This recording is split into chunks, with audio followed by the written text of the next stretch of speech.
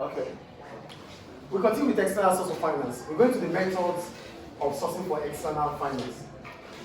The first method is through the loans. I want to talk about a loan. A loan is an agreement between the lender and the borrower. There's a certain amount of money which is fixed, like the principal will be given, and within a stipulated time, you have to pay back with interest. That is a loan. But we have different kinds of loans. We have the mortgage, we have the debentures, and we have bank loan. So we're going to start with the mortgage. For mortgages, we call it a long-term loan. But you get this loan with a collateral. That means you're going to get it with a certain property or asset, which is required by the bank.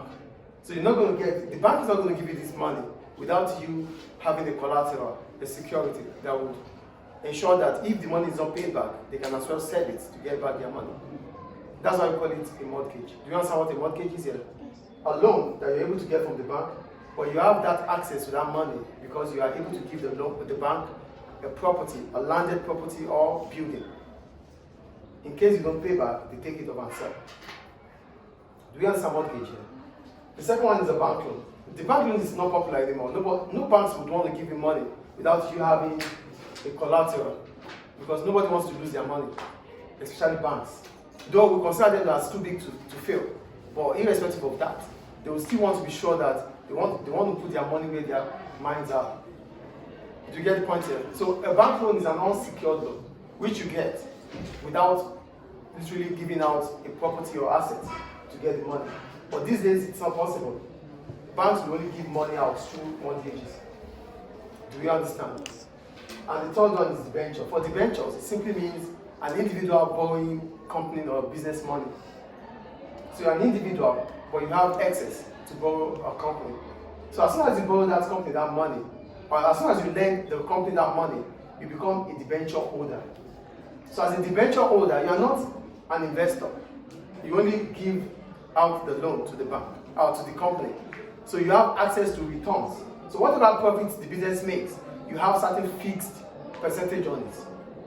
But you don't have a voting right because you are not part of the shareholders. You are not part of the ordinary shareholders. You are just a financier. You only give money out and it has to be paid back to you. But the profit made by the business, you have certain percentage on it. Do you understand the ventures here?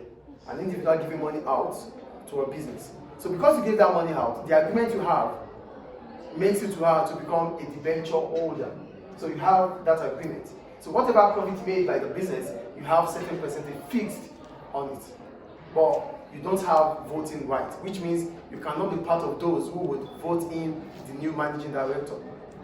Is it clear, please? Is it clear, please? The second form of external source of finance is through the business. Sometimes we want to set up a business, but for the fact that we don't have finance, we don't have that huge amount to set it up, we invite other businesses to come together with us. So the new business coming in would come with you to start a new project, not the same business as it is doing, because nobody's going to invite you as a rival. So if I'm inviting you to start up a business that is new to what you are doing. So mostly we have a joint venture if we have to relocate in other countries or we have to locate in other countries. So maybe I might be selling phones, you might be selling computer softwares or computer accessories. So we might find a level playing ground to sell something that is closer or similar to those things. But for the fact that you have the knowledge of the market, I'm inviting you to it. As I cannot simply, finance a project. That is what a joint venture is. Do you understand the joint venture here? Businesses coming together to form a new project, but they have to share the cost and profit made together. So it's another source of finance. Do you understand joint venture? You try to start up a business, but you cannot finance it all by yourself. So you invite another business to come together with you to set up that project. That is joint venture. Is it clear? The next one is share capital. For share capital, it means a public limited company is issuing a share. That means it's inviting the public to be part of the investors. Do you understand share capital here? It's a permanent capital because the amount of money paid or the amount of shares sold will not be redeemable. The only thing you pay back to the business is dividend. Or the only thing you pay back to the shareholders is the dividends. You pay back dividend, that's all. But the amount of capital, the amount of money they invested, they are not getting it back. That's why it is not redeemable. Do we understand what I'm saying? No, no. For share capital, it means you have issued shares to shareholders. The amount of money issued will not be redeemable. So whatever they pay to you, you get it. But you pay them dividends in profits. And we have two types of shareholders. We have ordinary shareholders. These are the owners of the business. They do not have fixed rate of dividends.